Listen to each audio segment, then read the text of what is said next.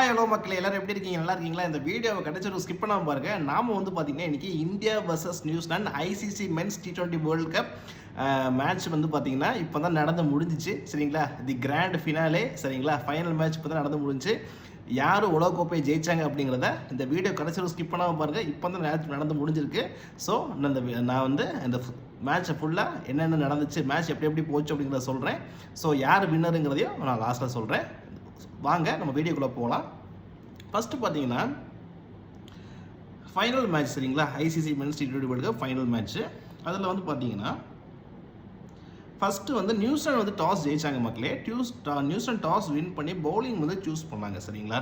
So அதுபடி பார்த்தீங்கன்னா India வந்து பேட்டிங் வந்தாங்க. ஸோ வந்து வென்யூ பார்த்தீங்கன்னா நரேந்திர மோடி ஸ்டேடியம், அகமதாபாத். சரிங்களா? ஸோ வந்து இந்தியா வந்து பார்த்தீங்கன்னா பேட்டிங் வந்தாங்க. இருங்க, நான் இந்தியாவோட பேட்டிங் ஸ்கோர்ஸ் நான் சொல்கிறேன் உங்களுக்கு.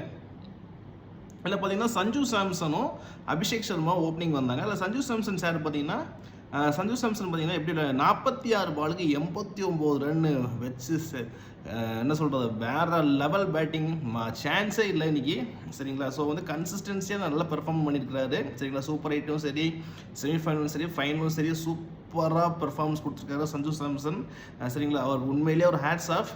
ஏன் ஹேட்ஸ் ஆஃப்னா, அவருக்கு வந்து செஞ்சுரி போடுறதுக்கு ஒரு சான்ஸ் இருந்தும் அவர் வந்து பார்த்தீங்கன்னா செஞ்சுரி அதாவது டீமோடைய ஸ்கோர் தான் முக்கியம்னு சொல்லி அதிரடியாக விளையாண்டு அவுட் ஆகிருக்கிறாரு. சரிங்களா?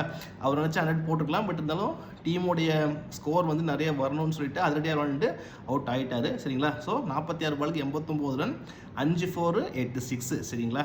சஞ்சு சாம்சன். அப்புறம் பார்த்தீங்கன்னா அபிஷேக் சர்மா பார்த்தீங்கன்னா 21 பாலுக்கு 52 ரன்னு. அபிஷேக் சர்மா கிட்ட இருந்து ஒரு நல்ல இன்னிங்ஸு, 6 4 3 6 அடிச்சிருக்காரு. சரிங்களா? அப்புறம் பார்த்தீங்கன்னா இஷன் கிஷன் பார்த்தீங்கன்னா ஒரு நல்ல இன்னிங்ஸ் பண்ணிருக்காரு. 25 பாலுக்கு 54 ரன்னு, 4 4 4 6. ஸோ டாப் 3 பேருமே பார்த்தீங்கன்னா வேற லெவலில் இன்றைக்கி விளையாண்டுருக்குறாங்க. சரிங்களா? அடுத்து பார்த்தீங்கன்னா ஹர்திக் பாண்டியா, அவர் பார்த்தீங்கன்னா 13 பாலுக்கு 18 ரன் தான், ஒரு 4 ஒரு 6. சரிங்களா? அவ்வளோதான் அவர் அடித்தார், அவுட் ஆகிட்டார். அவர் பார்த்தீங்கன்னா சூரியகுமார் யாதவ் கேப்டன், அவர் வந்து பார்த்தீங்கன்னா இன்றைக்கி கொஞ்சம் டிசப்பாயின்மெண்ட் தான். ஏன்னா இன்றைக்கி கோல்டன் டக்கு முதல் பாலே அவுட் ஆகிட்டார். ஸோ இன்றைக்கி பார்த்தீங்கன்னா கோல்டன் டக்கு, பட் பரவாயில்ல. ஓவரால் பார்த்தீங்கன்னா இந்தியா டாப் ஆர்டரில் வேறு லெவல் பேட்டிங் இன்றைக்கி. ஸோ வந்து பிரச்சனை கிடையாது. அவர் வந்து பார்த்தீங்கன்னா அவுட் ஆகிட்டார், கோல்டன் டக்கு. அப்புறம் பார்த்தீங்கன்னா திலக் வர்மா, அவர் வந்து பார்த்தீங்கன்னா 6 பாலுக்கு 8 ரன்னு. சரிங்களா? எந்த 4ம் அடிக்கல, எந்த 6மே ஸ்கோர் பண்ணலை. சரிங்களா? சிவம் தூபே பார்த்தீங்கன்னா அவர் வந்து 8 பால் 26 ரன்னு, 3 4 2 6. ஸோ வந்து 20 ஓவர் முடிவில் வந்து பார்த்தீங்கன்னா இவங்க 2 பேர் தான் லாஸ்ட்டாக க்ரீஸில் நின்னாங்க. சரிங்களா? ஸோ 20 ஓவர் முடிவில் இந்தியா வந்து 255 ரன்னுக்கு 5 விக்கெட் இழந்திருந்தாங்க.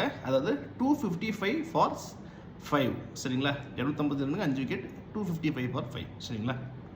ஸோ நம்ம வந்து பார்த்திங்கன்னா நியூசிலாந்து பவுலிங் பார்க்கலாம். நியூசிலாந்து பவுலிங்கை பொறுத்த வரைக்கும் மேட் ஹென்ரி வந்து 4 ஓவர் போட்டு 49 ரன் கொடுத்துருக்காரு. எக்ஸ்பென்சிவ் தான், 1 விக்கெட்டு எடுத்துருக்கிறாரு. ஃபிலிப்ஸ் பார்த்திங்கன்னா 1 ஓவர் போட்டு 5 ரன் கொடுத்துருக்காரு. ஓகே. டஃபி பார்த்திங்கன்னா 3 ஓவர் போட்டு 42 ரன் கொடுத்துருக்காரு. சரிங்களா? எக்கனாமி பார்த்திங்கன்னா 14 ரன் வச்சு கொடுத்துருக்காரு. எக்ஸ்பென்சிவ் தான். ஸோ ஃபெர்கியூசன் பார்த்தீங்கன்னா வெரி வெரி வெரி எக்ஸ்பென்சிவ்னு சொல்லலாம். ஏன்னா 2 ஓவர் போட்டு 48 ரன் கொடுத்துருக்குறாரு. ஒரு ஓவருக்கே பார்த்தீங்கன்னா கிட்டத்தட்ட 24 ரன்கள் வச்சு சராசரி. எக்கனாமி பார்த்தீங்கன்னா 24 ரன்ஸ் வச்சு கொடுத்துருக்குறாரு ஒரு ஓவருக்கு. சரிங்களா? எக்கனாமியாக கொடுத்துருக்குறாரு. ஸோ மிச்சல் சாண்டர் கேப்டன் பார்த்தீங்கன்னா 4 ஓவருக்கு 33 ரன்னு, 8.25 எக்கனாமி. சரிங்களா? ஓகே, டீசெண்டாக பவுலிங் போட்டிருக்கிறாரு. ரச்சின் ரவீந்திரா பார்த்தீங்கன்னா 2 ஓவருக்கு 32 ரன், 1 விக்கெட் எடுத்துருக்கிறாரு. சரிங்களா? இவர் பார்த்தீங்கன்னா எக்கனாமி வந்து 16 ரன் வச்சு கொடுத்துருக்குறாரு. அப்புறம் பார்த்தீங்கன்னா ஜிமி நீஷம் வந்து 4 ஓவர் போட்டு 46 ரன் கொடுத்து 3 விக்கெட் எடுத்துக்கிறாரு. ஸோ இன்றைக்கி பெஸ்ட்டு பவுலிங் பெர்ஃபார்மன்ஸ் நியூசிலாந்து டீமில் பார்த்தீங்கன்னா ஜிமி நீஷம் தான். ஏன்னா 4 ஓவர் போட்டு 46 ரன் கொடுத்து 3 விக்கெட் எடுத்துக்கிறாரு. சரிங்களா? ஸோ விழுந்த 5 விக்கெட்டில் பார்த்தீங்கன்னா 3 விக்கெட்டு ஜிமி நீஷம் எடுத்தது. அப்புறம் பார்த்தீங்கன்னா ரச்சின் ரவீந்திரா 1 விக்கெட் எடுத்திருந்தார். அப்புறம் மேட் ஹென்ரி 1 விக்கெட் எடுத்திருந்தார். சரிங்களா? ஸோ பார்த்தீங்கன்னா ஸோ இது வந்து பார்த்தீங்கன்னா ஒரு பெரிய ஸ்கோர் தான். ஏன்னா 255, ஸோ 256 ரன்ஸ் எடுத்த வெற்றி அப்படிங்கிற ஒரு இலக்கோடு தான் நியூசிலாந்து வந்து களம் இறங்குனாங்க. ஏன்னா இது அவ்வளோ சாதாரண விஷயம் கிடையாது. 256 ரன்ஸ் அடிக்கணும் அப்படிங்கிறது அவ்வளோ சாதாரண விஷயம் கிடையாது T20 மேட்ச்சில். சரிங்களா, வாங்க நியூசிலாந்து பேட்டிங் ஸ்கோர் கார்டை பற்றி பார்க்கலாம். சரிங்களா, ஸோ நியூசிலாண்டில் பார்த்தீங்கன்னா டிம் சைஃபர்ட் 26 பாலுக்கு 52 ரன்னு, 2 4 5 6. சரிங்களா, அவுட் ஆகிட்டார். அப்புறம் பார்த்தீங்கன்னா ஆலன் 7 பாலுக்கு 9 ரன், 1 4 அடிச்சிருந்தார், 6 எதுவுமே ஸ்கோர் பண்ணல, அவரும் அவுட்டு. அப்புறம் பார்த்தீங்கன்னா ரச்சின் ரவீந்திரா வந்து 2 பாலுக்கு 1 ரன்னு. சரிங்களா, அவரும் அவுட் ஆகிட்டார். ஸோ வந்து பார்த்தீங்கன்னா கிளென் பிலிப்ஸ் 5 பாலுக்கு 5 ரன், 1 4, அவரும் அவுட் ஆகிட்டார். ஸோ வந்து பார்த்தீங்கன்னா ஆலன் சிங்கிள் டிஜிட்டில் அவுட்டு, ரச்சின் ரவீந்திரா அவரும் பார்த்தீங்கன்னா சிங்கிள் டிஜிட்டில் அவுட்டு, ஃபிலிப்ஸ் பார்த்தீங்கன்னா அவரும் சிங்கிள் டிஜிட்டில் அவுட்டு. இந்த 3 பேருமே பார்த்தீங்கன்னா ஒரு முக்கியமான பேட்ஸ்மேன். ஸோ இந்த 3 பேருமே பார்த்தீங்கன்னா இன்றைக்கி சிங்கிள் டிஜிட்டில் அவுட் ஆகிருக்கிறாங்க. சரிங்களா, ஸோ வந்து பார்த்தீங்கன்னா அடுத்தது ஃபிலிப்ஸுக்கு அப்புறம் பார்த்தீங்கன்னா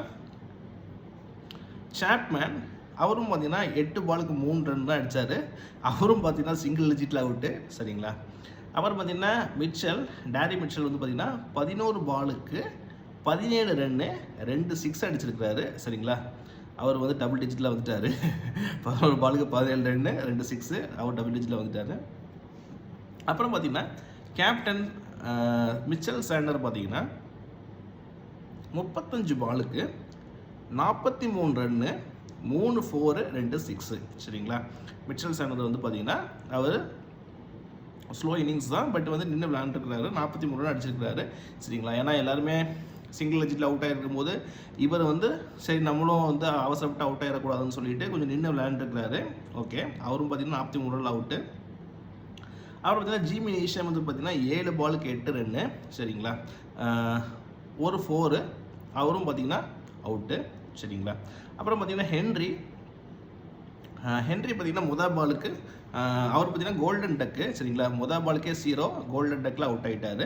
சரிங்களா, அப்புறம் பார்த்தீங்கன்னா ஃபெர்கியூஷன் 7 பாலுக்கு 6 ரன்னு, நாட் அவுட், அவர் ஒருத்தர் தான் நாட் அவுட்டு டீமில். சரிங்களா, அவர் எந்த 4 அடிக்கல, எந்த 6 அடிக்கல. அப்புறம் டஃபி பார்த்தீங்கன்னா 5 பாலுக்கு 3 ரன், அவரும் பார்த்தீங்கன்னா அவுட்டு. ஸோ நாட் அவுட்டாக இருந்தது ஃபெர்கியூஷன் மட்டும்தான். ஸோ 19 ஓவர்கள் முடிவில் நியூசிலாந்து வந்து வெறும் 159 ரன் தான் அடித்தாங்க. சரிங்களா, அவங்க வெறும் 159 ரன் தான் அடிச்சிருந்தாங்க 19 ஓவரில். 19 ஓவரில் 159 ரன்கள் அடித்து 19 ஓவர்ஸில் அடித்து ஆல் அவுட் ஆகிட்டாங்க. சரிங்களா, ஸோ 19 ஓவர்ஸில் 159 ரன்ஸுக்கு ஆல் அவுட் ஆகிட்டாங்க. சரிங்களா, 10 விக்கெட்டுமே இழந்துக்கிட்டாங்க. வாங்க இந்தியாவுடைய பவுலிங் லைனப்பை பற்றி பார்க்கலாம். ஹர்ஷ்தீப் சிங் பார்த்தீங்கன்னா 4 ஓவருக்கு 32 ரன் கொடுத்துருக்குறாரு, எக்கனாமி வந்து 8 ரன் வச்சு கொடுத்துருக்குறாரு. ஹர்திக் பாண்டியா பார்த்தீங்கன்னா 4 ஓவருக்கு 36 ரன் கொடுத்துருக்குறாரு, 1 விக்கெட் எடுத்துருக்கிறாரு.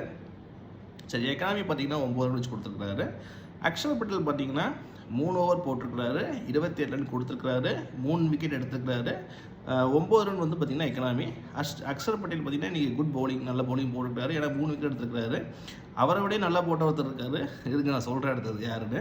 நம்ம ஜாஸ்பிரிட் பும்ரா வந்து பார்த்தீங்கன்னா அவர் 4 ஓவர் போட்டு வெறும் 15 ரன் கொடுத்து 4 விக்கெட் எடுத்துருக்கிறாரு. சரிங்களா, எக்கனாமி பார்த்தீங்கன்னா வெறும் 3.75. ஸோ வந்து one of the best performance, bowling பெர்ஃபார்மன்ஸ்னு கூட சொல்லலாம் இன்றைக்கி ஜாஸ்பிரிட் பும்ரா. ஏன்னா 4 ஓவர் போட்டு வெறும் 15 ரன் தான் கொடுத்துருக்காரு, 4 விக்கெட் எடுத்துருக்காரு. சரிங்களா, அப்புறம் வருண் சக்கரவர்த்தி பார்த்தீங்கன்னா 3 ஓவர் போட்டு 39 ரன் கொடுத்து 1 விக்கெட் எடுத்துருக்கிறாரு. சரிங்களா, அபிஷேக் சர்மா பார்த்தீங்கன்னா 1 ஓவர் போட்டு 5 ரன் கொடுத்து 1 விக்கெட் எடுத்துருக்கிறாரு. சரிங்களா, ஸோ பார்த்தீங்கன்னா இதுதான் பார்த்தீங்கன்னா இந்தியாவோட பவுலிங் லைனப்.